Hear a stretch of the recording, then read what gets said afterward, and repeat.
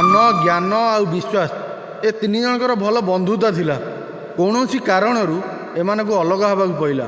ସମସ୍ତେ ସମସ୍ତଙ୍କୁ ପ୍ରଶ୍ନ କଲେ, ଆଜିଠାରୁ ତ ଆମେ ଅଲଗା ହେଇଯାଉଛେ, ପୁଣି କେବେ ଆମେ ମିଶିବା?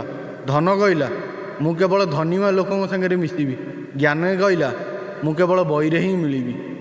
ଏକଥା ଶୁଣିକି ବିଶ୍ୱାସ ଟିକେ ଚୁପ୍ ରହିଲା। ବିଶ୍ୱାସ ଚୁପ୍ ରହିବା ଦେଖିକି ଧନ ଆଉ ଜ୍ଞାନ ପଚାରିଲେ, ତୁ କାହିଁକି ଚୁପ୍ ରହିଲୁ?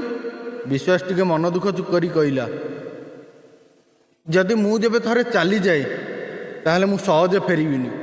ଧନ ଆଉ ଜ୍ଞାନ ଆପଣ ଯେବେ ଚାହିଁବେ ତେବେ ଅର୍ଜନ କରିପାରିବେ, ଆଉ ବିଶ୍ୱାସ ଥରେ ଭାଙ୍ଗିଗଲେ ଆଉ କେବେ ସେଟା ଫେରି ଆସେନି।